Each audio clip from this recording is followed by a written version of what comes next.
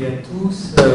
Bonjour Monique Chaminet-Gendreau, bonjour Monsieur l'Ambassadeur, et merci d'être là pour ce débat qui vient couronner une semaine riche en événements, évidemment sur le terrain en Syrie même, et vous avez eu des échos très directs de ce qui se passe aussi bien dans les profondeurs des geôles de Bachar al-Assad que dans les villes où les manifestations continuent, que bien sûr des combats qui ont lieu dans pratiquement toutes les régions du pays et qui sont encore plus intenses dans un certain nombre de zones, on peut dire même déjà. Et cette séquence a aussi été riche sur le plan international avec la formation de la coalition des forces de l'opposition et de la révolution syrienne, coalition nationale, qui marque un pas supplémentaire dans l'unité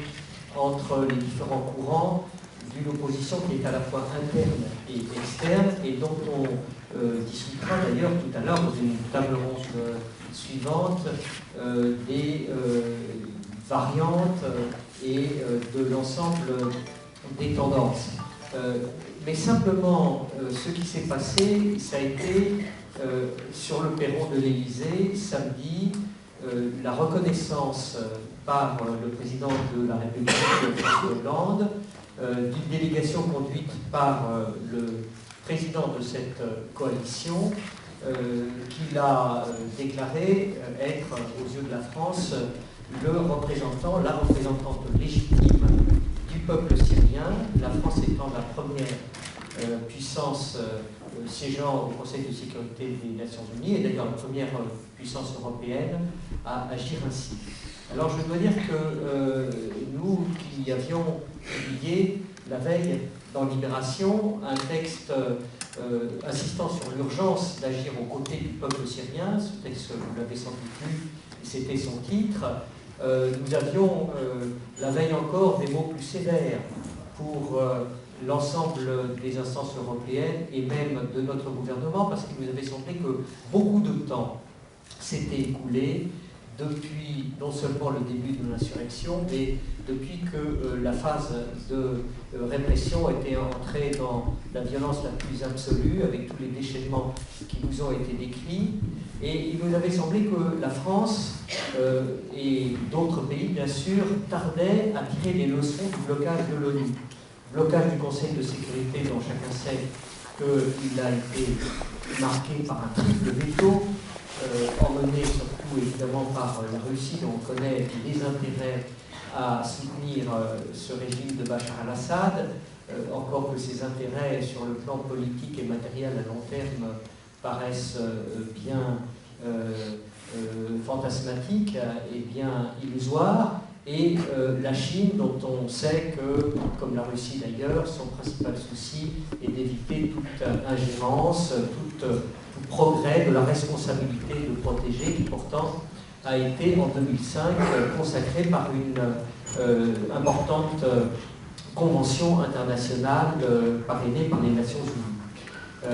Effectivement, les semaines et les mois s'écoulaient, et le chiffre des morts, qui aujourd'hui atteint 40 000, grossissait à vue d'œil, et on semblait toujours s'en tenir à ce ballet diplomatique emmené un temps par Kofi Annan, ensuite par son successeur, Lakhdar Brahimi, le représentant spécial nommé par le secrétaire général de l'ONU, pour demander des cessez-le-feu hypothétiques qui étaient violés la minute même de leur entrée en vigueur par des bombardements ou par des tirs de chars ou par une répression sur les populations civiles.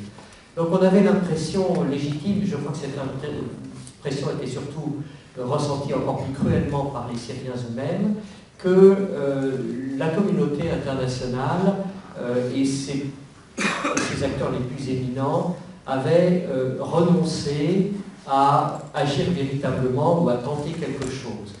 Et cette reconnaissance des efforts de l'opposition à s'unir, effectivement, tombe à point nommé pour nous redonner quelque espoir, mais on sait très bien que ces espoirs ne seront concrétisés que si cela débouche sur une attitude plus ouverte et plus engagée de l'Union européenne dans son ensemble, par l'évolution de la diplomatie américaine, qui est encore très attentiste, voire velléitaire en la matière, comme si elle attendait que, en quelque sorte, la démocratie règne d'abord en Syrie avant d'aider véritablement à l'instaurer.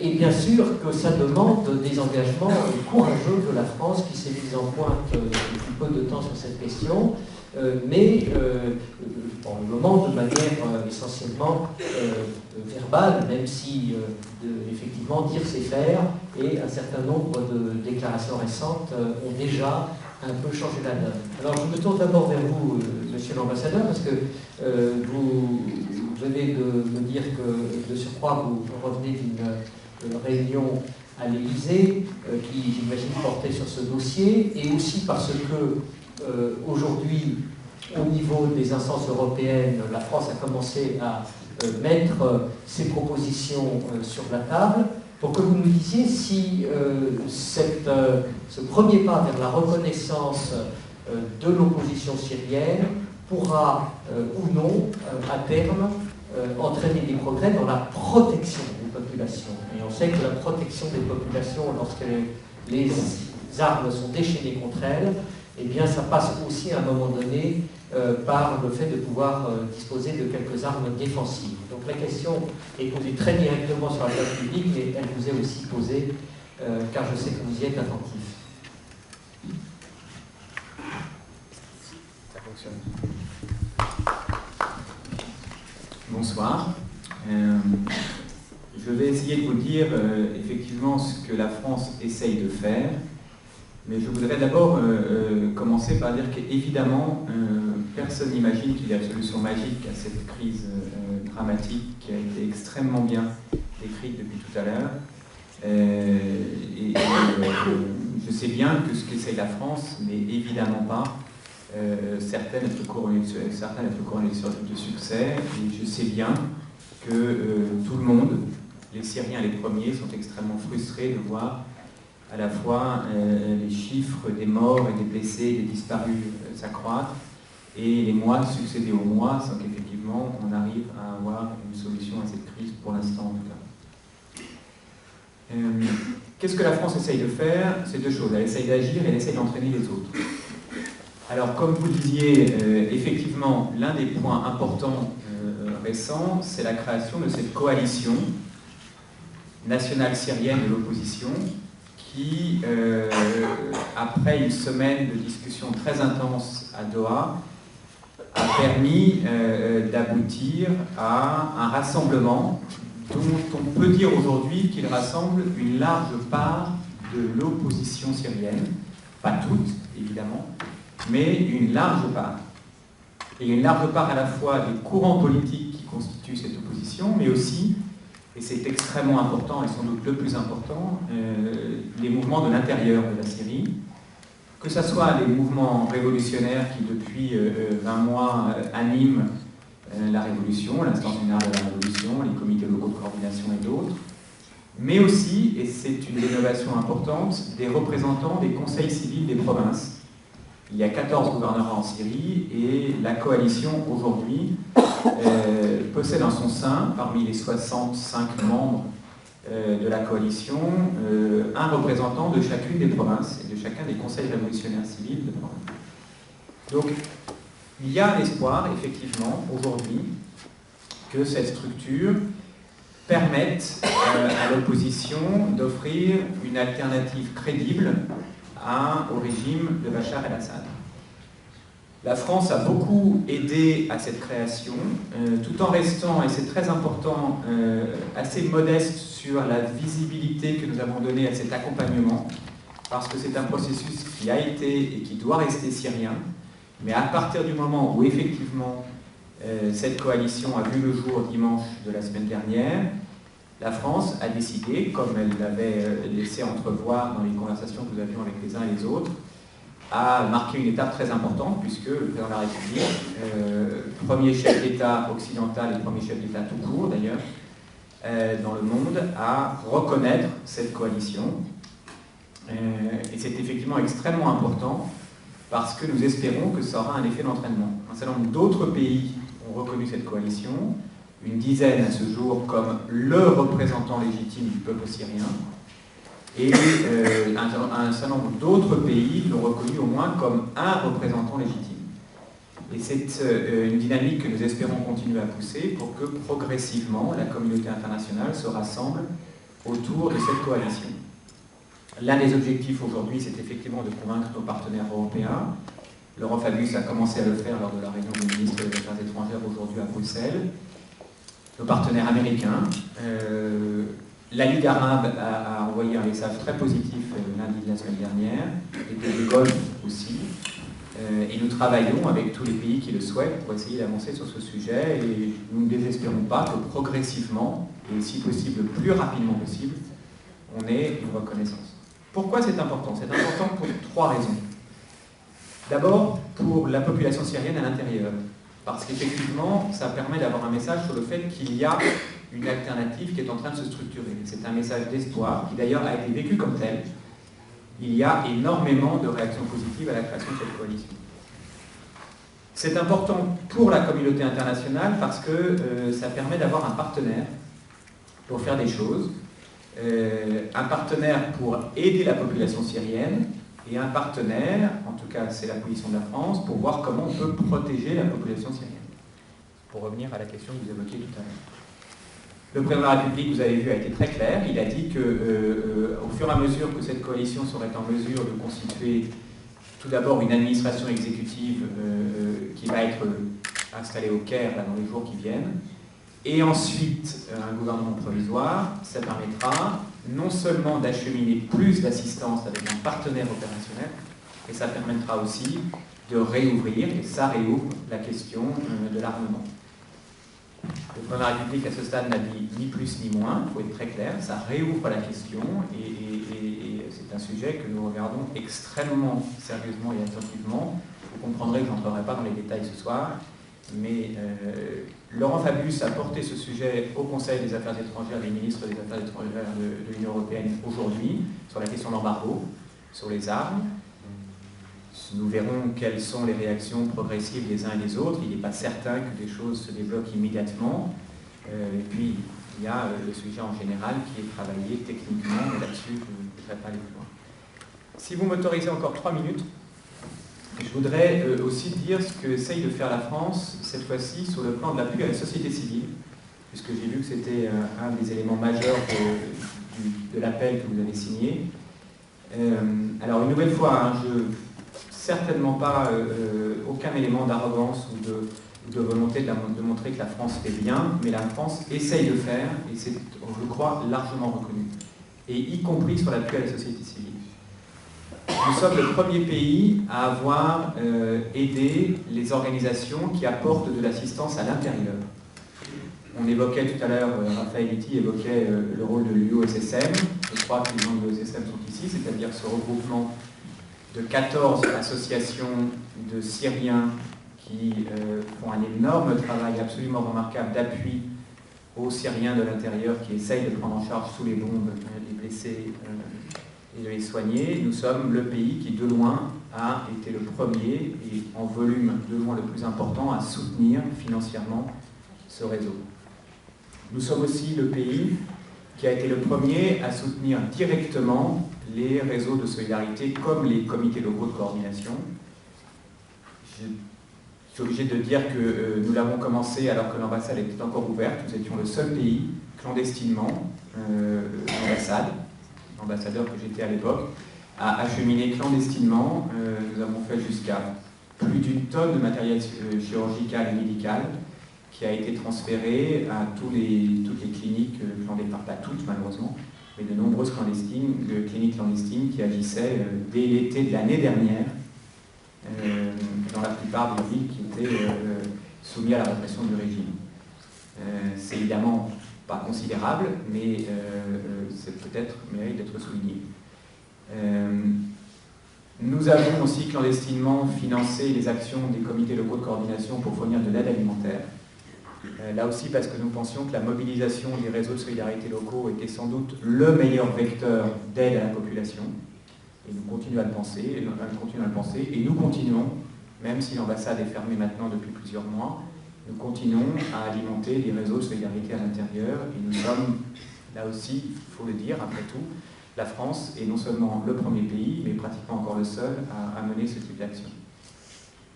Nous avons, à la demande du président de la République, François Hollande et Laurent Fabius, le ministre des Affaires étrangères, lancé une initiative de soutien au Conseil civil révolutionnaire, parfois un peu dans pas forcément dans la compréhension générale. Nous avons dit il y a 3 mois, 3-4 mois maintenant, qu'il y avait en Syrie, entre le régime et ce qui était souvent beaucoup relayé, c'est-à-dire la présence d'un nombre peu important comparé au reste de djihadistes, il y a simplement la révolution qui continue, il y a des citoyens qui s'organisent, et qui sont des citoyens qui s'organisent notamment dans les communes et dans les provinces. Nous avons été le premier pays à lancer une initiative de soutien au Conseil civil révolutionnaire, à apporter de l'argent directement, avec un argument très simple, qui est que quand les gens décident de s'organiser, ce sont sans doute les mieux à même de répondre aux besoins des populations dans lesquelles ils vivent. Je tiens à dire, parce qu'après tout, il faut le dire aussi, qu'on nous l'a reproché en nous disant « mais il y a des acteurs humanitaires dont c'est le travail ». Nous soutenons les Nations Unies, nous soutenons les ONG, mais nous avons dit aussi il y a d'immenses zones dans le pays qui ne sont pas couvertes, pas parce que ces organisations ne font pas bien leur travail, mais parce que l'accès ne leur est pas permis. Et donc, il faut aussi appuyer directement ces réseaux. Nous le faisons avec des méthodes qui ne sont pas très classiques pour une diplomatie, qui consistent à, comme je le faisais d'ailleurs quand j'étais à Damas, clandestinement, à faire passer à la fois non seulement ces médicaments, mais aussi des enveloppes d'argent directement. Nous continuons à faire cela pour aider un certain nombre de gens, avec un coût d'efficacité remarquable. Et je tiens à le dire aussi, puisque les gens nous disent à quoi sert cet argent. Par exemple, à reconstruire une boulangerie industrielle bombardée par le régime, 6 000 € pour faire manger tous les jours 130 000 personnes. Ça nous paraît un coût d'efficacité à nul autre pareil. Sur tous ces sujets que j'évoque, sur le soutien à l'IOSSM, sur le soutien aux comités locaux de coordination, sur le soutien au Conseil civil, non seulement nous avons été les premiers, mais nous avons une stratégie de conviction des autres qui n'a pas si mal fonctionné que ça, puisque, mais souvent malheureusement, de nombreux mois après, un certain nombre d'autres pays s'engagent dans les mêmes démarches. Nous avons décidé, et je finirai là-dessus, pour renforcer la crédibilité politique de la coalition, que désormais, ces actions que nous menions, nous les menerions en partenariat avec la coalition. Parce qu'il est très important que la coalition puisse... Elle a déjà une forme de crédibilité à l'intérieur du pays, mais il est très important que cette crédibilité soit renforcée, et c'est la raison pour laquelle, désormais, les livraisons de moyens financiers au Conseil civil révolutionnaire de l'intérieur que nous menons, nous allons désormais le faire avec la coalition pour justement leur donner les moyens de se crédibiliser auprès de la population. Je m'arrête maintenant.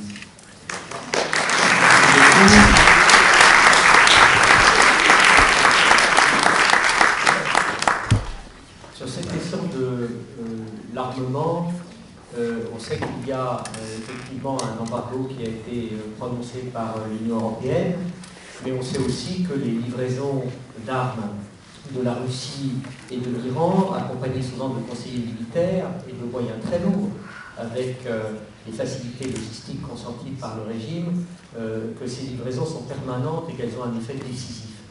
On sait aussi que d'autres États de la région peuvent faire transiter des armes, et ces États ne sont pas concernés par l'embargo européen.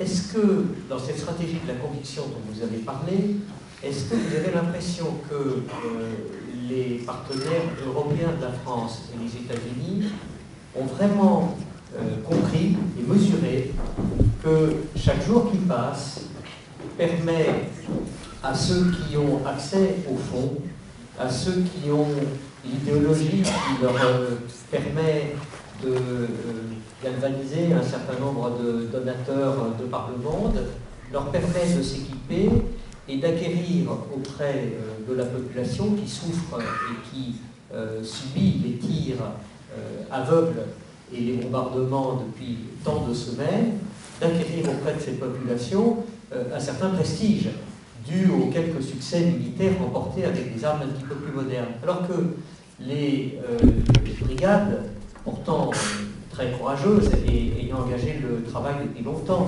sur le terrain pour protéger concrètement les manifestants pacifiques, les brigades de l'ASL et toutes sortes d'autres groupes qui se lèvent plus ou moins spontanément, eux en sont toujours à négocier chèrement le Kalachnikov pour deux.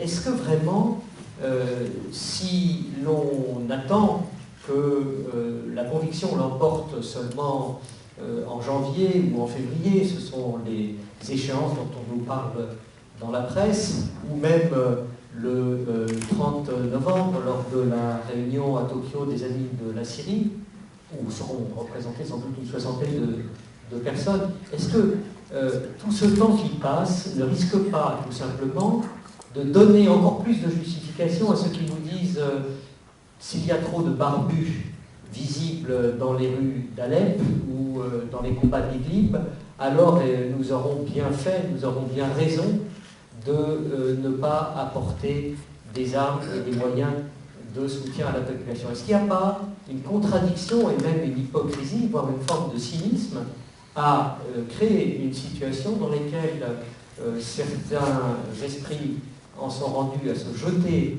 dans les bras du premier djihadiste venu, alors que des commandants, des responsables de coordination civile, des jeunes gens un petit peu partout sont prêts, eux, à prendre les armes, mais pour défendre vraiment des idéaux démocratiques et pour sauvegarder la série multiconfessionnelle. Voilà. Est-ce que vous avez l'impression que ces arguments portent ou qu'il y a autre chose qui empêche de les entendre?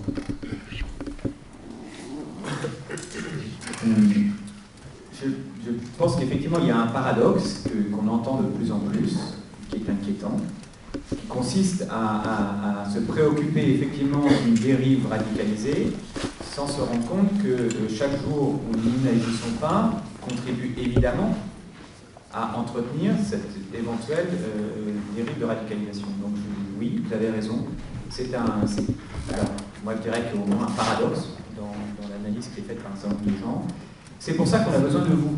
Et là, je suis très sérieux. Je pense qu'il y a besoin d'une mobilisation citoyenne dans nos pays. Je sais que vous avez envisagé une mobilisation le 11 décembre pour le Parlement européen. Je pense que c'est extrêmement important. Si j'allais jusqu'au bout, mais je pense que c'est presque moins important de faire la réunion aujourd'hui à Paris que de faire la même réunion dans d'autres pays. Donc je pense que c'est extrêmement important que vous essayiez de mobiliser les gens qui peuvent être mobilisables dans les autres pays européens, aux États-Unis et ailleurs, pour faire exactement le même type de réunion que celle que vous faites ce soir, parce qu'il faut être clair, cette dynamique de conviction, elle a besoin de s'appuyer aussi sur les mouvements d'opinion publique, elle a besoin de s'appuyer sur les parlementaires, elle a besoin de s'appuyer sur plein de gens. Et donc je pense que c'est très important, par exemple, que le Parlement européen soit mobilisé. Parce que oui, on voit bien que ce risque existe. J'étais à Londres vendredi pour une réunion où étaient présents les responsables de la coalition. Je disais exactement la même chose que vous, parce qu'il y avait une vingtaine de pays, je prononçais en gros les mots que vous venez de prononcer. Et ça vaut pour le champ politique comme ça vaut pour le champ militaire. C'est-à-dire que si on ne fait pas rapidement ce qui est utile et nécessaire pour renforcer la crédibilité de la coalition qui vient de naître, il ne faudra pas pleurer ensuite en se disant que malheureusement, il n'y a pas de solution politique. Et il y a quand même un paradoxe extraordinaire à avoir demandé à l'opposition de s'unifier depuis des mois et des mois, et quand elle s'unifie, de dire mais est-ce qu'on est sûr qu'elle représente 99,99% de l'opposition? La réponse est évidemment non. Ça ne représentera jamais 100%, mais ce n'est pas le sujet. La question c'est est-ce que ça crée une dynamique suffisante, crédible, suffisamment dans le pays pour que on doive, nous, communauté internationale, prendre le relais. C'est d'ailleurs ce qu'ils nous ont dit dans les négociations à Doha, ils avaient raison. Puisqu'on a passé une semaine à discuter, à négocier à Doha sur ce sujet. Les internationaux, une nouvelle fois, un peu en retrait, c'était bien, mais présents toute la semaine. Évidemment, les gens les Syriens qui progressivement construisaient cette coalition, de façon difficile, parce que c'est forcément pas très simple, nous disait, évidemment, et maintenant vous allez faire quoi vous? Et si nous ne faisons pas notre part du travail, eh bien je pense que ça sera une dernière chance pour qu'effectivement la Syrie sorte avec une dynamique politique et une opposition crédible à ce régime. Merci beaucoup. Et le même raisonnement peut valoir aussi pour la situation internationale ou interrégionale. Les gains à attendre d'un écroulement du régime de Bachar al-Assad sont importants aussi bien sur le dossier iranien que pour les perspectives de paix entre Israël et les Palestiniens. Et on voit en ce moment à quel point il y a un travail urgent à mener aussi de ce point de vue. Elles sont importantes aussi pour stabiliser la situation au Liban. Bref, il est vrai que de notre point de vue, d'universitaires, de juristes, de sociologues, de journalistes, de militants de causes humanitaires, mais aussi de simples citoyens, on a quelquefois un petit peu l'impression que les dirigeants ont cessé de faire de la stratégie et qu'ils en sont simplement à attendre le coup d'après. Alors je ne dis pas ça pour l'actuel gouvernement qui s'est visiblement de le dire, mais convenez qu'il y a là une interpellation. Et oui, bien sûr, mais je tiens à dire, pas simplement depuis quelques jours, déjà depuis plusieurs mois, l'initiative qui avait été lancée d'appui au Conseil civil révolutionnaire, c'était déjà une façon de montrer, et la France, une nouvelle fois, était en pointe sur ce sujet, la France, depuis plusieurs mois, est en pointe sur ce sujet. Merci. Alors je me tourne vers Monique Chemillé-Gendreau, qui est professeur émérite de droit public et de sciences politiques, parce que c'est une fine connaisseuse des procédures internationales et de la construction d'un espace public international. Et je crois qu'elle a quelques arguments à apporter à ceux qui pensent qu'à l'ONU, tout n'a pas non plus été tenté. Merci Emmanuel. Moi je voudrais peut-être casser un peu la logique qui s'est installée dans ce débat, que je comprends, c'est une logique de l'immédiateté. Alors je le comprends infiniment par rapport à tous nos amis syriens ou aux organisations humanitaires qui sont sur le terrain, on est au jour le jour, il y a un lendemain à assurer. Je le comprends par rapport à ce que vient de dire l'ambassadeur Chevalier, parce que dans la diplomatie, il faut prendre des décisions, et là encore, on est dans l'immédiateté. Mais je voudrais déplacer la problématique parce que si nous n'essayons pas de voir les choses d'un peu plus haut et un peu différemment, d'abord, je crois qu'il n'y aura pas de règlement profond de cette crise et peut-être pas de règlement d'autres crises à venir. Donc, je voudrais insister sur le contexte dans lequel s'est développée cette guerre civile en Syrie. Et je crois, je veux dire, que tous les pays puissants ou anciennement puissants, ou aujourd'hui émergents, portent la lourde responsabilité d'avoir militarisé le monde et son économie. Nous en sommes là, et une fois que les économies sont orientées prioritairement vers les productions d'armes, eh bien il faut les vendre, et alors vient toujours le moment d'en faire usage. Et les objectifs de démocratie, de droits de l'homme, de droits humanitaires se délitent devant ce choix. Et on ne parle pas de ce vis-à-vis entre les ventes d'armes et l'échec des objectifs que nous poursuivons ici. Alors je pense qu'il faut replacer la guerre en Syrie dans l'évolution du monde et rappeler inlassablement la violation continue par tous les États. Et je voudrais bien que M. Chevalier le transmette au gouvernement français. Ceux qui siègent ou ont siégé au Conseil de sécurité, et plus particulièrement les membres permanents, la France en fait partie, violent tranquillement, depuis 50 ans, les termes de l'article 26 de la Charte. Celui-ci disait en effet que le Conseil de sécurité est chargé d'élaborer des plans en vue d'un système de réglementation des armements qui ne détournerait vers ceci que le minimum des ressources humaines et économiques du monde. Vous m'avez bien entendu, le minimum. Chacun peut mesurer la distance entre ce texte et la réalité. Donc il y a une sorte d'hypocrisie à tous ceux qui pendant des années ont livré des armes au régime syrien, ou qui encore dans des conférences internationales freinent les progrès vers la limitation de certaines armes ou de leur commerce, de se lamenter aujourd'hui de l'usage que le régime syrien fait de ces armes. Et moi je me demande quel sens a l'action humanitaire lorsqu'elle apparaît finalement comme étant le service après-vente des ventes d'armes.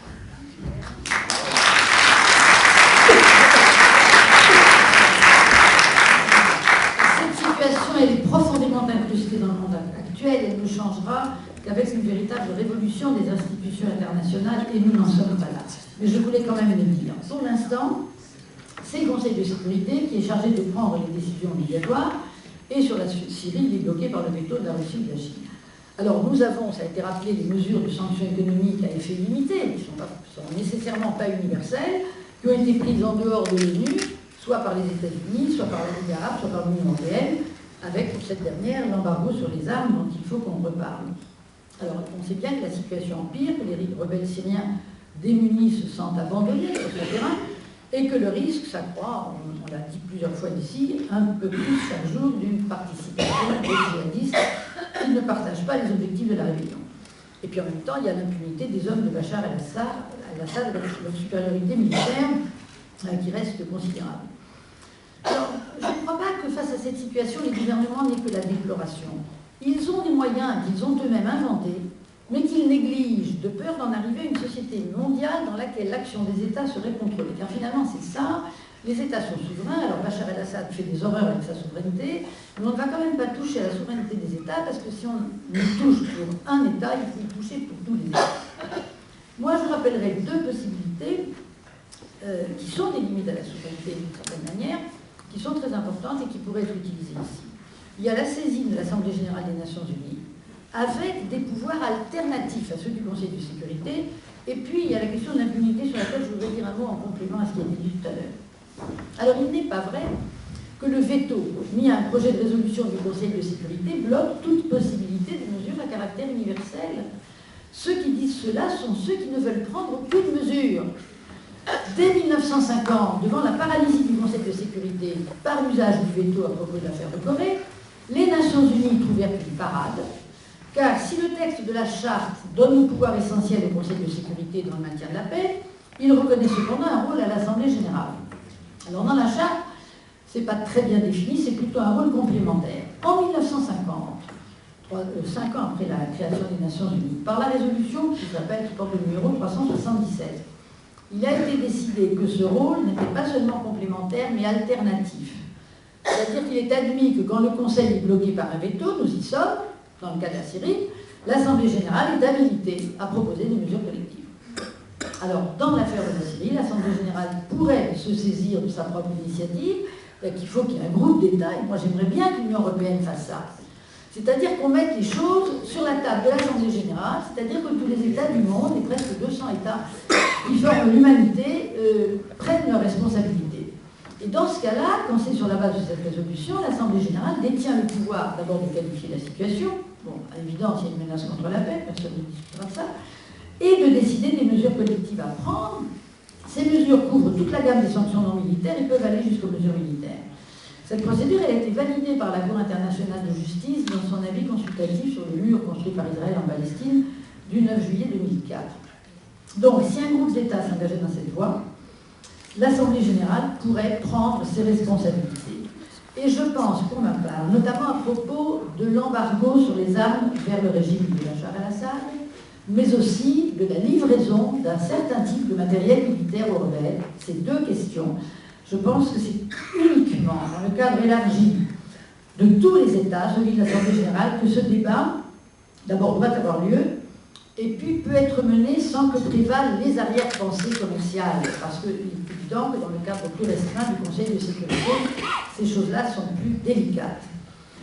Alors, il y aurait là aussi, tu as fait allusion, Emmanuel, à la responsabilité de protéger, la fameuse résolution de 2005 qui a créé cette notion, qui a fait lever beaucoup d'espoir et qui a connu une application en Libye. Mais l'expérience libyenne a été une expérience dans laquelle on a donné un contenu purement militaire à l'obligation de protéger, ce qui a rendu l'idée de protection contestable. Je pense, et nous le savons bien d'ailleurs, dans ce que M. Chevalier nous a décrit de ce que faisait la France, il y a bien de multiples mesures non militaires qui sont possibles et qui sont utiles avant ou parallèlement à une intervention militaire dont on ne peut jamais conjurer les risques négatifs. Donc moi je pense que le principe de base doit être qu'il faut aider les Syriens, mais ne pas se substituer à eux. Et je pense aussi qu'il faut commencer, et ça aussi c'est à l'Assemblée générale de le faire, envisager un véritable plan Marshall pour la reconstruction de la Syrie après ce traumatisme. Alors, si tu me donnes 2 minutes, je voudrais ajouter toujours dans ce qu'il est possible de faire. Et moi, je ne veux pas qu'on détourne les yeux et qu'on dise « Ah non, on ne peut rien faire ». Il y a des choses qu'on fait semblant d'ignorer. Sur l'impunité. Bon, il a été dit tout à l'heure, ce qui est parfaitement exact, que la Cour pénale internationale a une compétence limitée aux États qui ont adhéré à son statut. La Syrie ne l'a pas fait. On ne peut pas aller au-delà, c'est-à-dire intervenir et traduire en justice devant cette Cour pénale internationale des gens appartenant à des États n'ayant pas adhéré au statut, que si c'est le Conseil de sécurité qui en prend la décision et il est bloqué par le veto. Donc du côté de la Cour pénale internationale, il n'y a quand même pas beaucoup d'espoir à avoir dans l'immédiat. C'est vrai qu'après, quand le régime de Bachar el-Assad sera tombé, tout le monde considérera la Syrie, enfin on considérera, on verra ce qu'elle fera, parce que c'est vrai qu'une fois qu'on met la Cour pénale internationale en action, tous les gens qui ont participé à des crimes de guerre ou à des crimes contre l'humanité, de près ou de loin, sont menacés. Mais on oublie une chose, c'est qu'il n'y a pas que la Cour pénale internationale. Dans les conventions de Genève de 1949, dans le protocole additionnel de 1977, il a été mis en place un système qu'on appelle la compétence universelle. C'est l'article 149 de la 4e convention. La compétence universelle, ça veut dire, c'est écrit comme ça dans la convention, les États s'engagent, les États membres des conventions de Genève, s'engagent à rechercher et à poursuivre toutes les personnes auteurs de violations des dites conventions. La France, par exemple, je donne cet exemple, mais je pourrais en donner beaucoup d'autres, la France n'a pas transposé dans son droit interne les conventions de Genève. De telle sorte que ça ne marche pas. Alors, là encore, je fais un appel à toutes les possibilités et qu'on fasse l'inventaire de ce qui n'a pas encore été fait jusqu'à présent et ce qui pourrait être fait. Bien des pays pourraient mettre en œuvre dans leur droit pénal cet article 149, mettre leur droit pénal en conformité avec cette compétence universelle pour que les auteurs de violations graves commises en Syrie soient recherchés et poursuivis par tous les États qui auraient fait leur devoir, puisque la plupart des États du monde, presque tous, sont signataires des conventions de Genève, mais il y en a très peu qui ont mis leur droit pénal en accord avec cet article. Donc vous voyez, je crois que au-delà de l'immédiateté que je comprends très bien et qui fait partie de l'urgence à laquelle il faut faire face, il y a des questions de fond plus larges. Et nous devons, me semble-t-il, cesser de nous lamenter sur les limites du système international. Parce que moi, j'enseigne le système international depuis bientôt 50 ans. Et j'ai vraiment l'impression, en fin de carrière, d'enseigner quelque chose qui n'existe pas. Ça fait un drôle d'effet. Quand la société civile, quand les opinions publiques s'empareront du problème en amont sur les questions que je viens d'évoquer rapidement, pour obliger les États à mettre en place des procédures qui permettent l'application du droit et de la justice, quand ce sera un sujet de débat dans les campagnes électorales internes, alors nous pourrons mettre fin aux exceptions à l'abri desquelles prospèrent les criminels.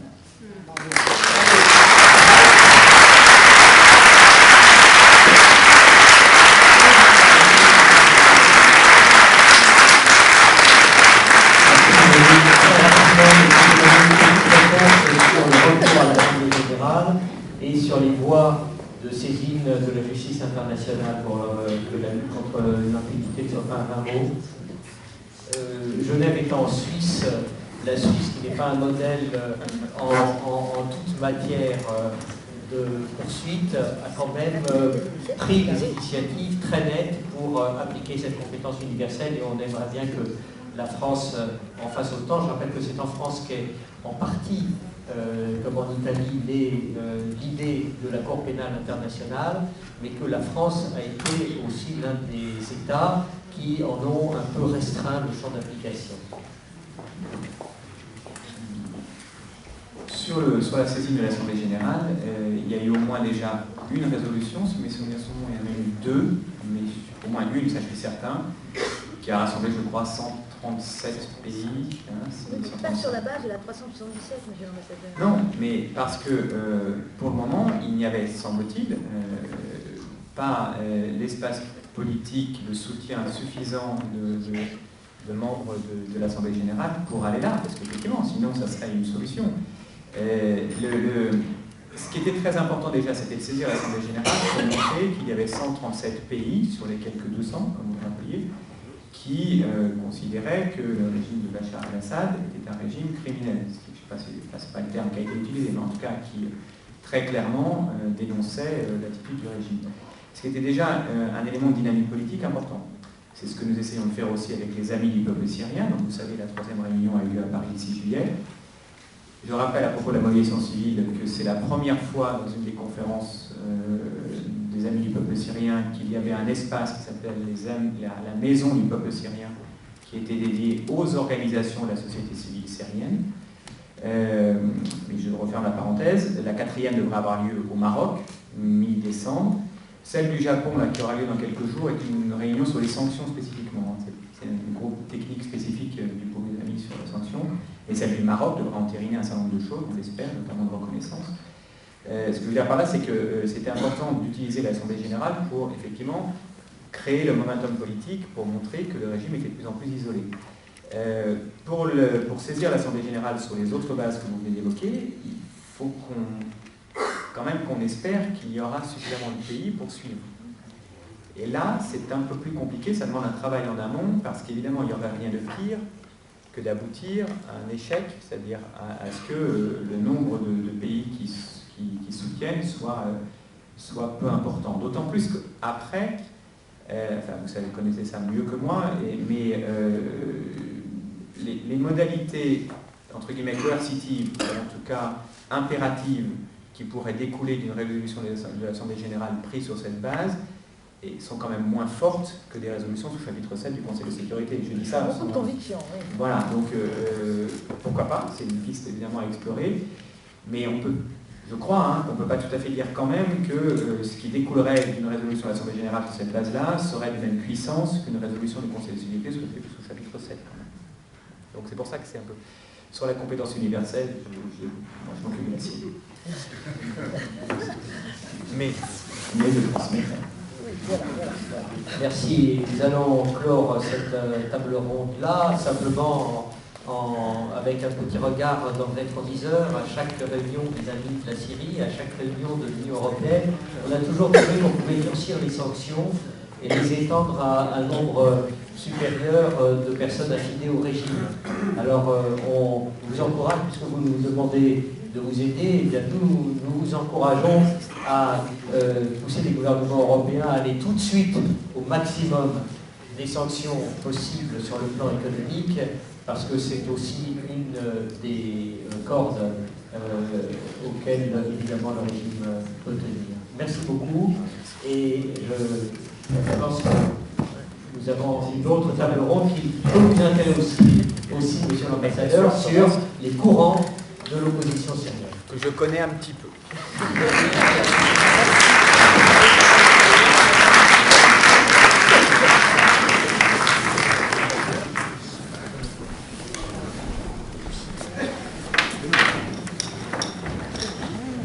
La prochaine table ronde